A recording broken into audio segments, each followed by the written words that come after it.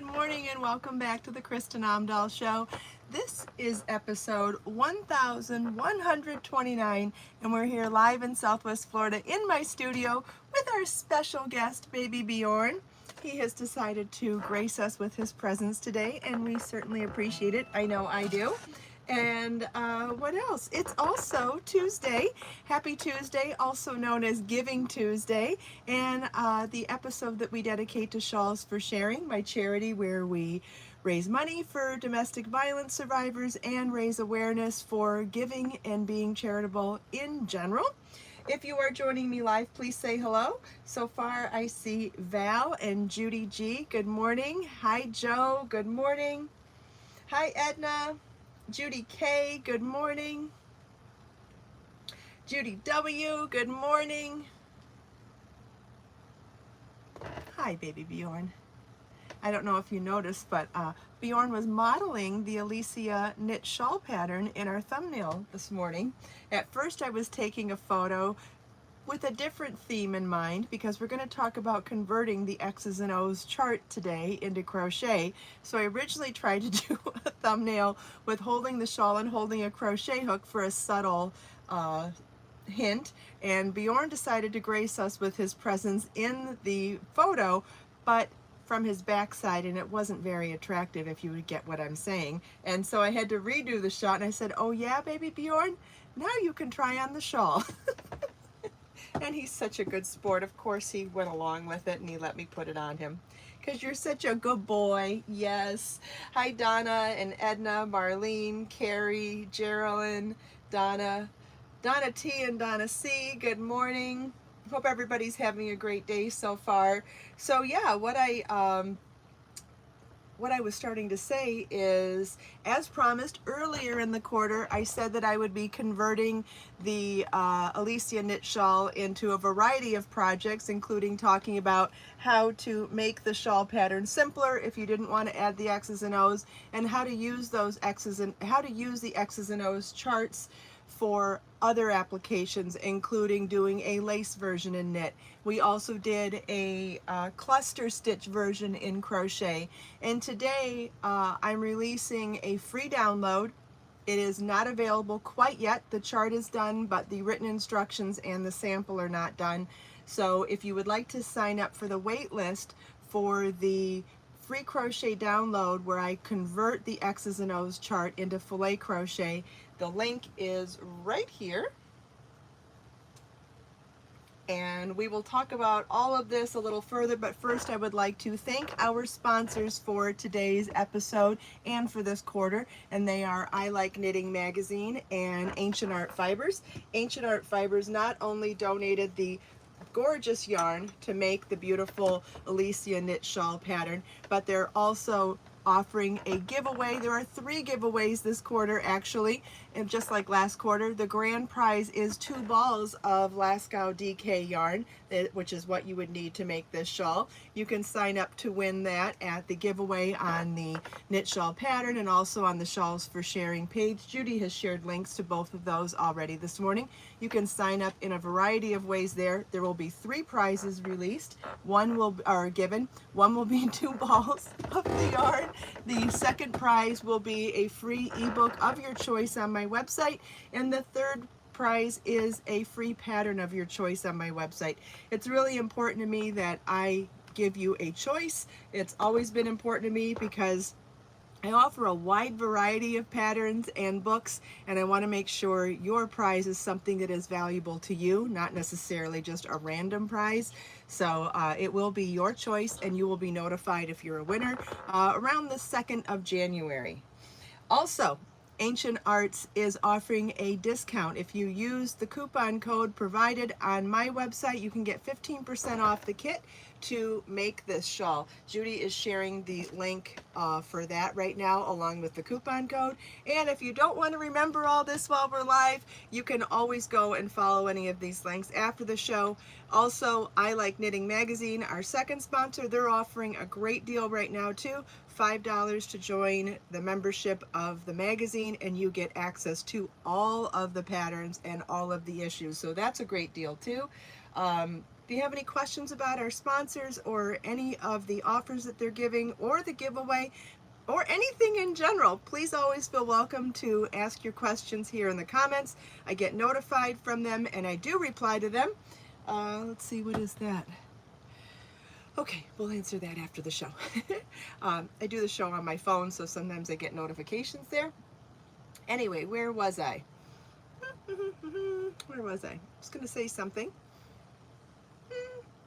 Let's see, are there any questions? Oh, what I was going to say is, and even though we do the show live, I know most people watch the show recorded, so always feel welcome to comment, chat, or ask your questions in the comments whenever you end up watching the show, because I know that most people end up watching it recorded. Don't feel left out at all. Hi Irma, good morning. Hi Joanne. Hi Tammy.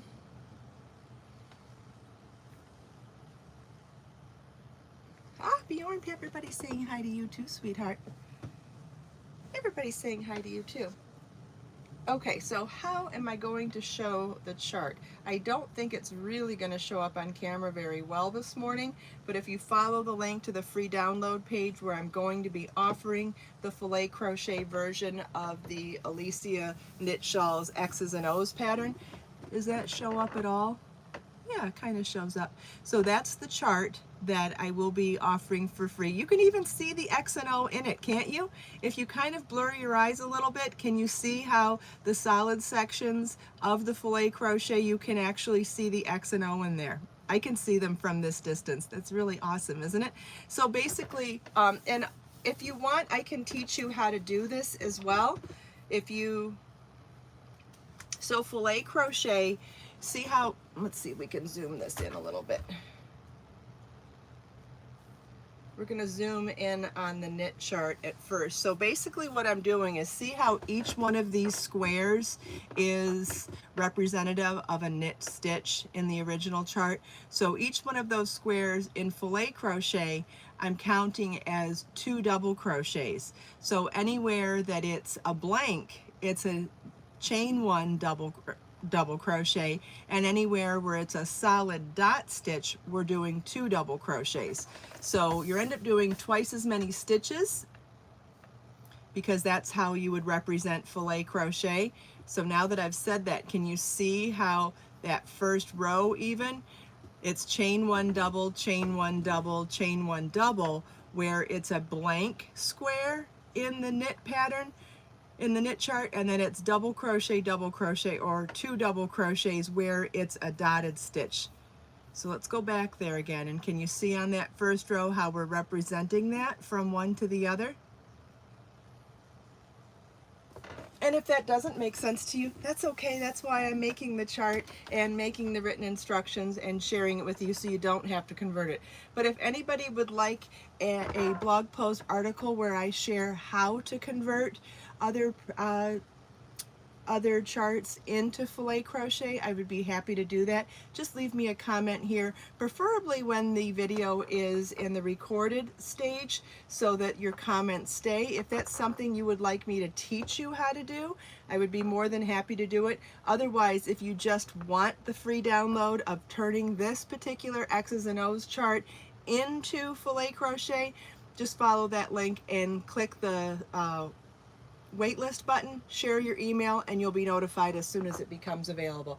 Like I said, I have the chart done, but I still have to make the sample and write the instructions for it. But as soon as I do, I will be sharing that download. The download will include the chart, the written instructions, and a link to a supplemental video tutorial that I will share here on YouTube as well. I'm wearing my favorite hair clip today. That flower clip comes as a 6-pack on Amazon. I gotta tell you, I get compliments with these clips everywhere I go. Even though I don't have thick, voluminous hair, people still seem to really love the flower clip. I just think it adds a little whimsy and a little, I don't know, feminine flair, I guess. I really love it, and I've been getting compliments every time I wear them. I wish my hair was thicker and fuller, but the clip's still cute too. I could probably get better at doing the French twist in the back also. I'm having trouble figuring that out. I can't seem to get it tight enough. It takes a couple of tries, but I really love it. Hi Lulu, good morning. Hi Samantha and Barbara, good morning. Hi Carla. Hi Whitney. Good morning everybody. Does anybody have any questions so far? Does anybody here already love filet crochet? Is filet crochet something you know and love already? Is it something you'd like to learn?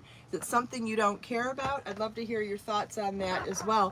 Filet crochet, I think, is an interesting way to write a message or say something in your fabric. So it'd be a great way to add letters like the X's and O's, or if we converted it into every letter of the alphabet, it would make a great alphabet afghan for a baby or a child. It would also be a great way to write out a word or words or a phrase with using combination of letters.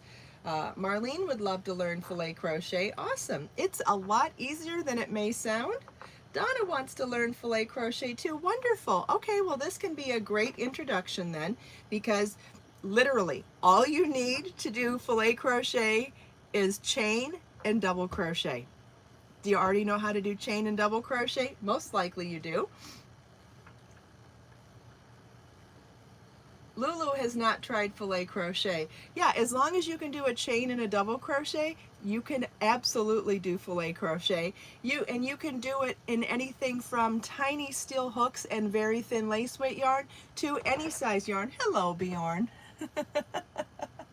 And like I said, it's a great way to write messages in fabric. Now there are other ways to do filet crochet too. You can draw a rose, you can draw kind of like as you would pixelate something and create a design out of using squares like pixels. That's the way you do designs in corner to corner crochet, right? You've seen people do really beautiful graphic images in corner to corner, and it looks pixelated because of the squares. Filet crochet is done the same way. You're making a solid or an open square based on where you want the design to be, and generally speaking the design is in the closed squares or the 2 double crochet squares, whereas the open squares are the chain 1 double crochet. So they're kind of like the negative space around the design that is the solid space. And let's go back to that chart again of filet crochet, and if you look I don't know if you need to look closely or if you need to kind of blur your eyes a little bit, but play around with looking at that and focusing on it, and I think you can see the X and the O pop off the page, can't you? Can you see that? And that's because we're creating the design in the closed squares, meaning the 2 double crochet squares, and the negative space around that is the chain 1 double crochet squares. So you could actually do this for anything. You could design anything. You could write use a phrase, somebody's name, the whole alphabet, draw a flower. If you even took grid paper, you could draw a design. Well, it could be a donut, it could be a cat, it could be a rose, it could be anything. And if you took graph paper and darkened in the squares that you wanted your closed squares and left the open squares open, which would be more like the way you draw the knit chart, right? We have our open squares and our closed squares. That black dot represents the closed squares, and the clear squares represent the open ones. Yes, there are plenty of filet crochet patterns on the internet. Absolutely. There's plenty of every kind of pattern on the internet. You can find anything you want anytime you want. That's true. But today, I thought it was interesting to share with you that you can actually convert many knit patterns into filet crochet patterns as well.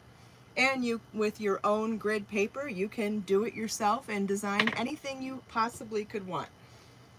And you could do that on your computer too if you wanted to work in Illustrator like I do, or if you wanted to work in a spreadsheet software program like Google Sheets or what's the one in Microsoft Word? Excel. And you could make your squares so that, your cells, so to speak, on a spreadsheet, you could make your cells square, so make the width the same distance as the height so that they're squares, and then you could color in the closed squares and leave the open squares blank, and then that would represent the squares that you would need. Whether you wanted to do a knit lace chart, a textured lace chart, which we've done both for the Alicia knit shawl pattern at this point, or you wanted to represent it as cluster stitches in crochet, which we've already done at this point, or now today I'm introducing how you could interpret that as filet crochet as well. Does that make sense so far? Does anybody have any questions? Hi Rita, good morning. Hi Donna, good morning. I think we have a third Donna here now. Wonderful.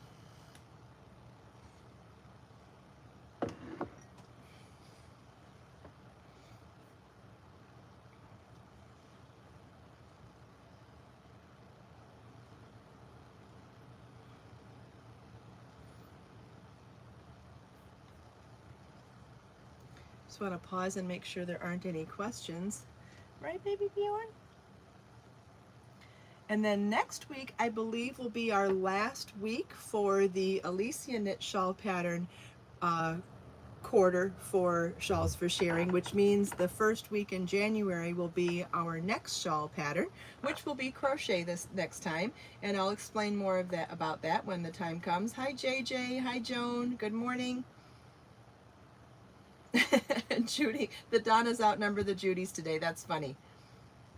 I was talking about doing it in double crochet, Tammy.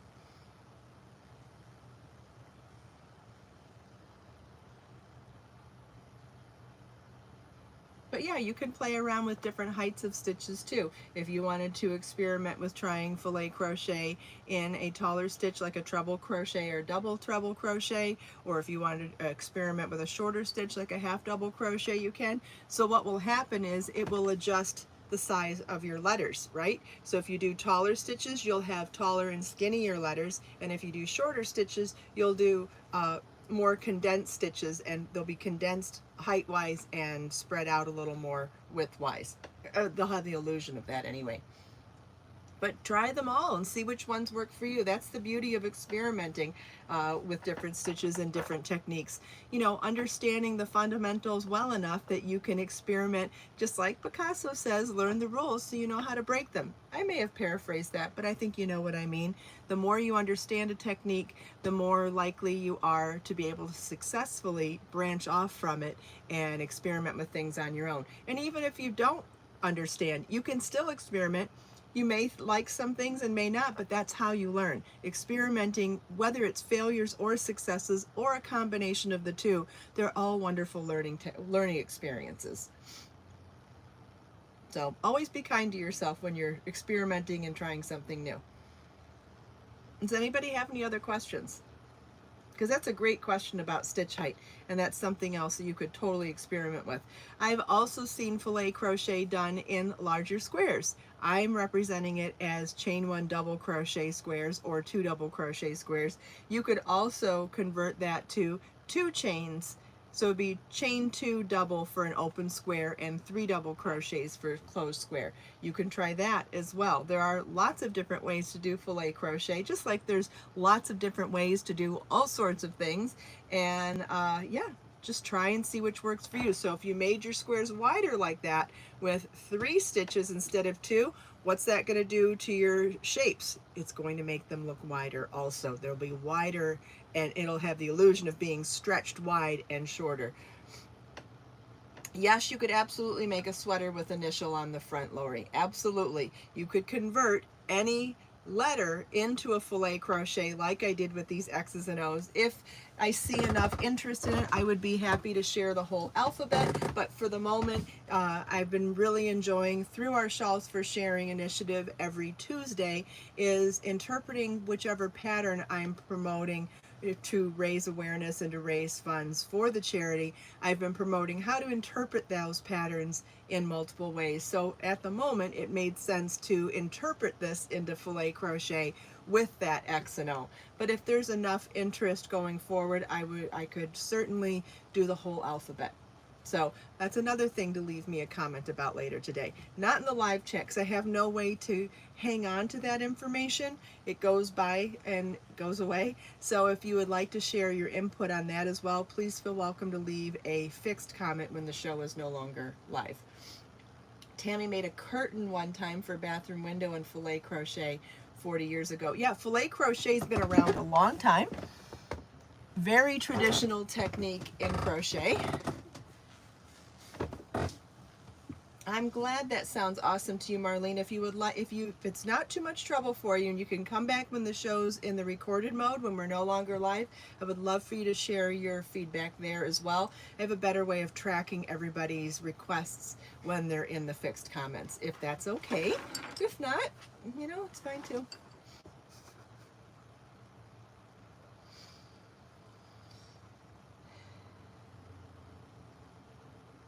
All right, so the other thing that I wanted to mention about filet crochet is that, so depending on what size you want your squares to be, whether you want them to be represented by 2 stitches like I'm doing in this chart, or 3 stitches doing a chain 2 double, or 3 doubles, or as a 2 stitch where I'm doing a chain 1 double or 2 doubles, keep in mind that that is your stitch multiple then, but you'll still need 1 extra stitch to fill out the edges. So my particular chart is a multiple of 2 plus 1, and the other version would be a multiple of 3 plus 1. And then, if you want, because you want that first stitch to be a double crochet, this would be dependent on which size you wanted. So this stitch pattern is a multiple of 2 plus 1, but because we're starting the first stitch as a chain 3 and starting with a chain, not foundation double crochets, it would actually be a multiple of 2 plus 4. It would be a multiple, 2 plus 3, I think. Let's see, hold on. 2, be a multiple of 2 plus 3. So whatever the multiple plus is, you would have to add 2 more chains to accommodate the chain 3 that counts as a double. Let's say you did your first row on the bottom in foundation double crochet. Then the stitch pattern is a multiple of 2 plus 1. But in order to incorporate a beginning chain and a chain 3 that counts as your first double, this would be a multiple of 2 plus 3 then. Okay? Does that make sense? And this is more on the design side of things. If it doesn't make sense, that's okay too, because that's what would actually come included with any given pattern. I just know some people really are aspiring to be on the designer side of things, so I like to share those little tidbits of professional tips along the way when I can. Yep, curtains and tablecloths are both very traditional filet crochet techniques. And those, remember when I was saying you can do it in any size crochet hook or anything from steel crochet hooks through with very fine yarn through thicker yarn and bigger hooks. When I say steel crochet hooks, I mean those really tiny ones. They actually come with a completely different numbering system than the crochet hooks that we use normally. So these hooks start at around, I think a B hook is a 2.25 millimeter. That's the largest size in steel crochet hooks. They go down to 0.5 millimeter, 0.7 millimeter, and they have a different numbering system. You can find charts on all of this on my website. I believe it's on the Yarn 101 page. Let me just double check that I believe I have a chart for that as well. Let me just double check that it's there. Yep, I have not only a knitting needle conversion chart, a crochet hook conversion chart with US, UK, and metric sizing, as well as a steel crochet hook chart there too. And there is a yarn conversion chart that shows you the Craft Yarn Council numbering system, the US, UK, Australia, other alias names, and hook and needle suggested range sizes. Lots of really valuable information there, and if you're not familiar with my Yarn 101 page, there is the link and you can check it out there, so you can get conversions for steel crochet hooks, regular crochet hooks, regular knitting needles, as well as yarn names and numbering systems for all over the world. There's some really great information in there, especially when you're wanting to buy yarn in other countries whether you live in Australia and want to shop in the UK, live in the US and want to shop in one of those other countries. It's really, really helpful information to have all of that there.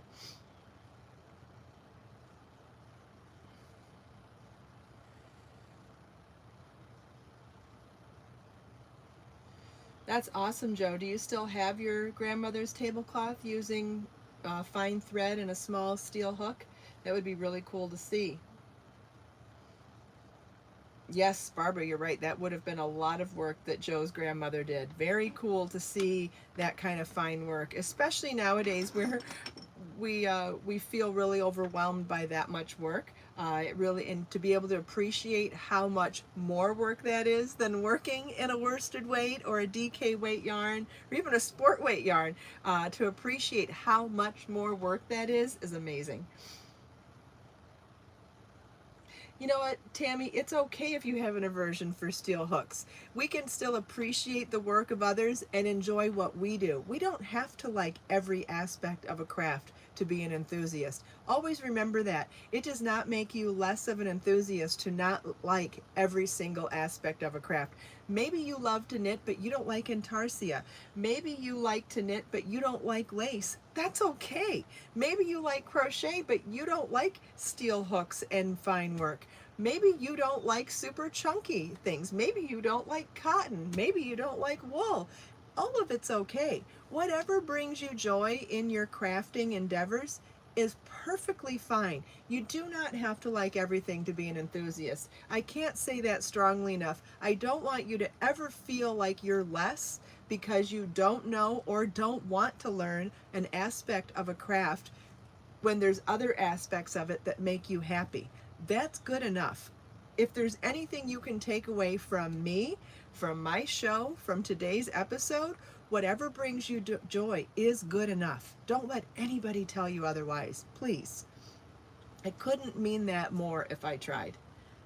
What makes you happy is all that matters with regards to crafts. That's all that matters.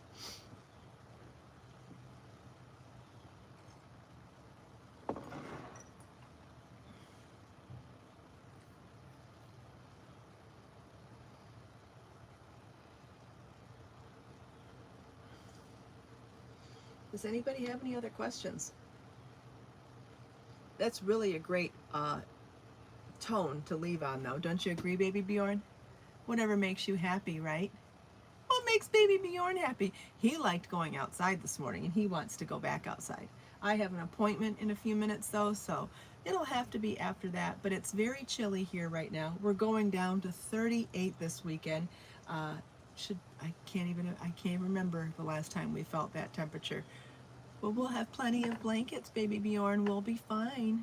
Yes, we will. Hi, Jeannie. Good morning. All right, so if you have signed up for my mailing list, you will be notified as soon as my new patterns come out, as soon as the new Shawls for Sharing shawl comes out. Some of the other patterns that I've been talking about this past week, including that free download that is going to be available in the next couple of days. If you have signed up for my mailing list already, you'll be notified. Or you can sign up directly on that free download product page. There's a wait list there. You can sign up for the wait list, and then as soon as it's launched, you'll get notified there as well. If you have any other questions, by all means, whether it's about what we talked about today or anything in general, or you want to give your feedback on some of the project ideas that I've suggested today, please leave your feedback in the comments here on YouTube, because I do have the ability to get notified of them, see them, reply to you, and also extract that information. So I make sure that I do the things that you want to see me do, and teach the things that you want to see me, that you want to learn from me. So love your feedback. I always love your feedback. Maybe not, I was going to say the good, bad, and the ugly. Good and bad feedback is good, but ugly's never good. You know, when it comes to the internet, we have to be careful with our words. Yeah, angry comments are never appreciated. Just being honest. Yeah, you could knit filet, Tammy. You would do 2 knit stitches for the closed square, and you would do a yarn over, knit 2 together. That's kind of what we did when we converted. That's a great point that you're bringing up, and I'll talk about it real quickly here, because when we did the lace version of this chart, I would actually say that that would be, you could call that the filet knit version of this chart, because we're representing open stitches and closed stitches, kind of the opposite of filet crochet, but we were representing those squares as open and closed stitches with a yarn over, knit 2 together, or a knit 2. So hopefully that makes sense. But yeah, you could convert any type of a graphic chart into lace instead of raised stitches. That's what we did with the X's and O's here several weeks back. But that is the equivalent of knit filet crochet, in my opinion. And I don't know if the term exists. I don't know what other people have done with it, but all I'm saying is you could definitely, what we're doing is we're doing open and closed squares, so positive and negative space, creating a design, and you can do that in knit as well as crochet by either knitting closed squares, meaning just knit stitches, or yarn over, knit 2 together to represent the open stitches for the negative space. So yes, you could definitely do it.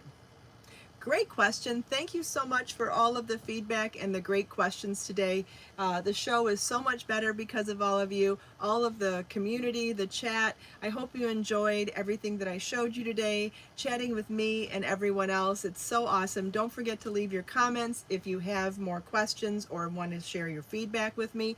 Thanks so much to our sponsors, I Like Knitting Magazine and Ancient Art Fibers. You can find out more information about them in the video description later today and at all the links that Judy has shared today during the show. Thanks to Judy for sharing all the links, and to all of our moderators for keeping this a clean, safe, and wonderful environment that we can all chat together in the morning. Let us make time to create, share, and inspire today and every day. I'll talk to you soon. Bye-bye.